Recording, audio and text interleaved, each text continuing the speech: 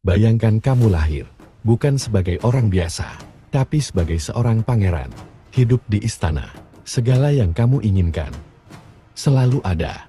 Itulah awal hidup Siddhartha Gautama. Sejak kecil, dunia di sekitarnya sudah diatur.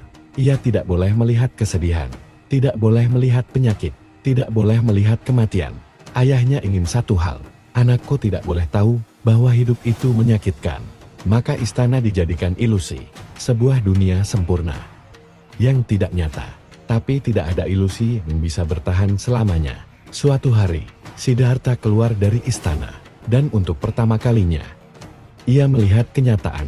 Seorang pria tua, tubuhnya lemah, jalannya gemetar, lalu seorang yang sakit, tubuhnya penuh penderitaan, lalu sesuatu yang lebih sunyi, seorang yang sudah mati. Dan di titik itu, dunia yang ia kenal runtuh. Ia kembali ke istana, tapi semua terasa berbeda. Kemewahan tidak lagi menenangkan, tawa tidak lagi berarti, karena sekarang ia tahu satu hal, semua orang, tanpa terkecuali, akan menderita. Di usia sekitar 29 tahun, ia membuat keputusan yang tidak masuk akal bagi banyak orang.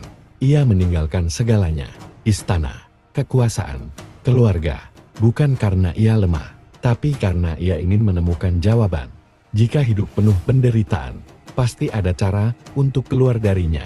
Perjalanannya dimulai. Ia bertemu guru-guru spiritual, belajar meditasi, menyelami pikiran, tapi itu belum cukup. Lalu ia mencoba sesuatu yang ekstrem. Ia berhenti makan, menahan diri, menyiksa tubuhnya sendiri.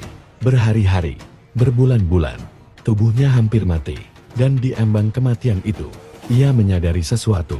Penderitaan tidak akan berakhir, hanya dengan menambah penderitaan. Disitulah ia menemukan sesuatu yang sederhana, tapi mengubah segalanya. Jalan tengah, tidak hidup dalam kemewahan, tidak juga dalam penyiksaan. Seimbang. Lalu ia duduk di bawah sebuah pohon, diam, tidak bergerak, tidak mencari keluar lagi. Kali ini, ia melihat ke dalam. Dan di sanalah, semua jawabannya muncul. Ia memahami sesuatu yang sangat dalam, bahwa hidup memang mengandung penderitaan. Tapi penderitaan itu bukan tanpa sebab. Ia merumuskannya menjadi sesuatu yang sederhana, yang bisa dipahami siapa saja. 4 kebenaran, bahwa hidup tidak selalu memuaskan, bahwa penyebabnya adalah keinginan dan keterikatan, bahwa itu bisa dihentikan, dan bahwa ada jalan untuk melakukannya. Tapi ia tidak berhenti di sana. Ia tahu manusia butuh arah, maka ia memberikan jalan, bukan perintah, bukan aturan kaku, tapi panduan. Berpikir dengan benar, berbicara dengan benar, bertindak dengan benar, hidup dengan kesadaran, sebuah cara hidup yang perlahan mengurangi penderitaan. Ia juga melihat sesuatu yang sering kita abaikan, bahwa semua yang kita pegang akan berubah. Kebahagiaan, kesedihan, bahkan diri kita sendiri, tidak ada yang benar-benar tetap. Dan justru karena kita mencoba menahannya, kita menderita.